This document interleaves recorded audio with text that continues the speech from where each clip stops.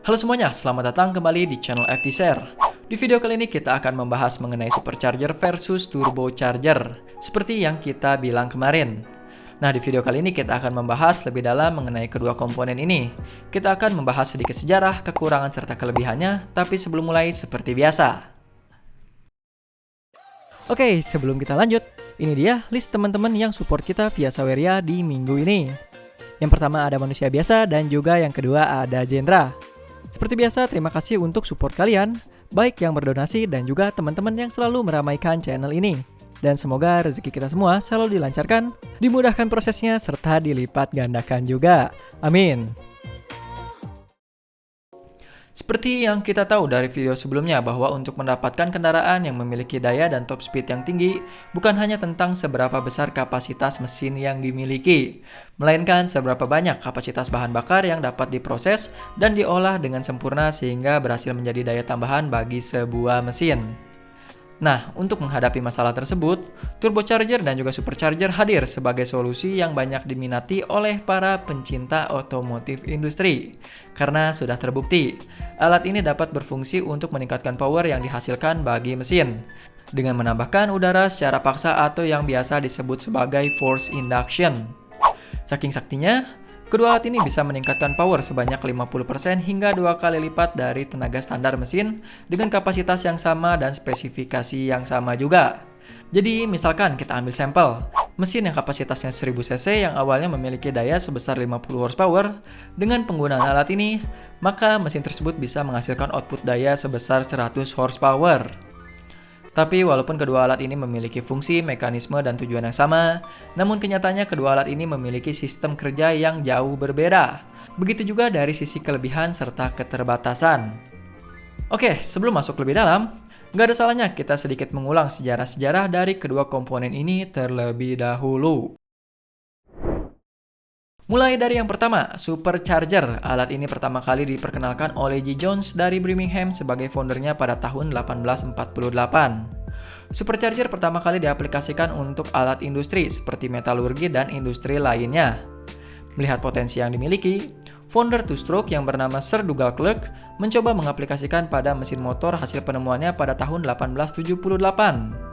Lalu diikuti juga oleh mesin 4-stroke di tahun 1885 oleh Gottlieb Daimler dari perusahaan Daimler Gesellschaft, yang sekarang namanya berubah menjadi Daimler-Benz, yang merupakan anak perusahaan dari Mercedes-Benz. Dari situ pun akhirnya supercharger terkenal hingga saat ini. Sedangkan untuk turbocharger, alat ini pertama kali ditemukan oleh Alfred Bussche di tahun 1915, setengah abad setelah penemuan supercharger. Namun berbeda dengan pendahulunya, supercharger yang diciptakan untuk keperluan ekonomi, turbocharger diciptakan dengan tujuan awal yang sangat jauh berbeda, yakni sebagai alat penyempurna kendaraan-kendaraan bersenjata pada Perang Dunia ke-1. Pada saat Perang Dunia ke-1, pesawat tempur masih memiliki banyak kekurangan, terutama pada saat mencapai ketinggian 2000 kaki. Di mana pada ketinggian tersebut pesawat sering mengalami kehilangan power bahkan hingga mengalami kegagalan dalam menghasilkan daya yang menjadi penyebab mesin berhenti bergerak saat dioperasikan. Hal ini bisa terjadi dikarenakan oleh tekanan udara yang rendah dan juga minimnya kadar oksigen di ketinggian tersebut. Sebenarnya caranya cukup sederhana, yaitu dengan cara menggunakan sistem force induction. Namun untuk menggunakan supercharger diperlukan mesin dengan kapasitas yang lebih besar, karena supercharger harus diputar menggunakan daya dari mesin. Yang artinya, bobot dari mesin akan meningkat, menyebabkan tambahan konsumsi bahan bakar dan juga mengurangi kemampuan pesawat untuk bermanuver. Belum lagi tambahan dengan bobot superchargernya sendiri, dan juga peningkatan kapasitas tangki bahan bakar, menyebabkan supercharger sangat tidak cocok dipasangkan di mesin pesawat. Maka, untuk menanggulangi hal tersebut, diciptakanlah sistem force induction turbocharger yang dapat berfungsi tanpa membebani mesin. Dengan kesuksesannya tersebut, 10 tahun setelah ditemukan turbocharger, alat ini pun mulai dijual secara massal untuk keperluan kendaraan-kendaraan perang lainnya, seperti kapal perang, kapal selam, tank, dan lain-lain. Sampai akhirnya di tahun 1950, alat ini pun mulai diaplikasikan pada kendaraan-kendaraan umum. Oke, itu dia sedikit sejarah dari kedua alat ini.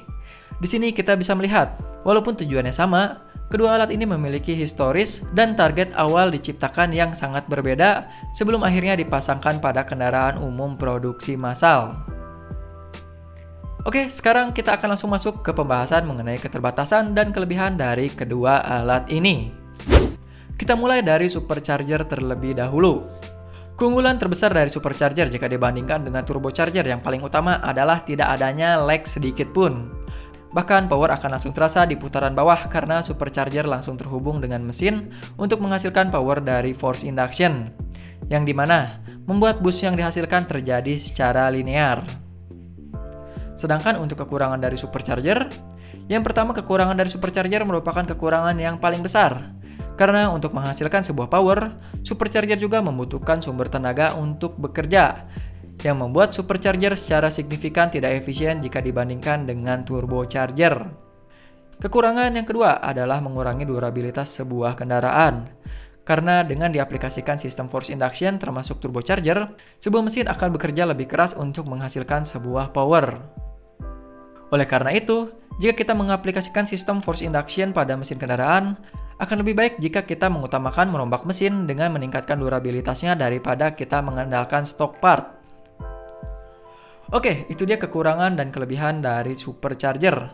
Sekarang kita akan bahas kelebihan dan keterbatasan dari turbocharger. Untuk kelebihannya yang pertama adalah power versus kapasitas, di mana alat ini sangat memungkinkan untuk diaplikasikan pada kendaraan yang memiliki kapasitas mesin yang relatif kecil, dibandingkan dengan mesin-mesin yang menggunakan sistem force induction supercharger.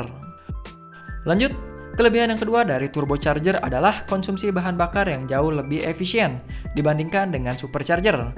Hal ini dikarenakan turbocharger bisa diaplikasikan pada mesin berkapasitas kecil tanpa membebani mesin, seperti yang kita sebut tadi, yang artinya mesin hanya membutuhkan lebih sedikit bahan bakar saat idle. Dan untuk kelebihan yang ketiga adalah efisiensi yang tinggi, karena untuk menghasilkan tekanan udara, turbocharger hanya membutuhkan sisa gas buang yang keluar melalui exhaust. Dan itu dia keunggulan dari turbocharger. Sekarang kita akan bahas keterbatasan atau kekurangannya. Untuk kekurangan dari turbocharger yang pertama adalah turbo lag-nya.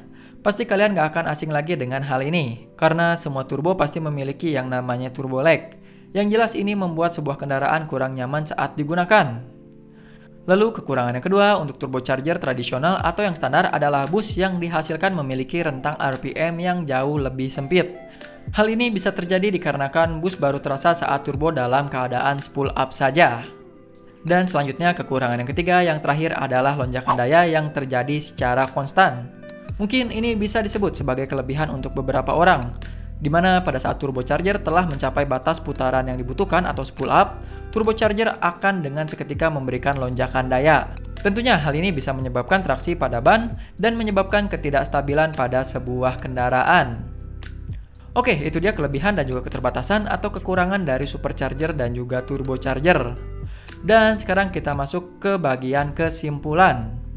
Untuk kesimpulan, menurut kita, supercharger yang akan bekerja dengan membebani mesin akan cocok dipasangkan pada mesin yang memiliki kapasitas yang tergolong tinggi, yakni 3000 cc++.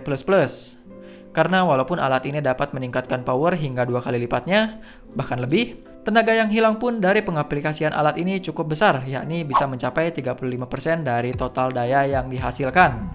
Sedangkan untuk rivalnya turbocharger, menurut kita alat ini akan sangat efektif untuk dipasangkan pada kendaraan berkapasitas kecil. Karena selain ukurannya yang kompak dan juga sistem kerjanya yang tidak membebani mesin, biaya produksi yang dimilikinya juga cenderung lebih rendah. Selain itu, turbocharger juga memiliki tingkat ekonomis dan efisiensi yang lebih baik dalam menghasilkan power. Makanya, kalau kita lihat di channel Omobi, banyak banget tuh di situ mobil-mobil dengan kapasitas mesin kecil yang dipasang turbocharger. Nah, itu dia informasi yang bisa kita berikan mengenai supercharger dan turbocharger ini. Seperti biasa, jika kalian suka dengan video kita kali ini, jangan lupa tekan tombol like dan langsung ramaikan kolom untuk diskusi. Saya Muhammad Karir undur diri dan sampai jumpa lagi.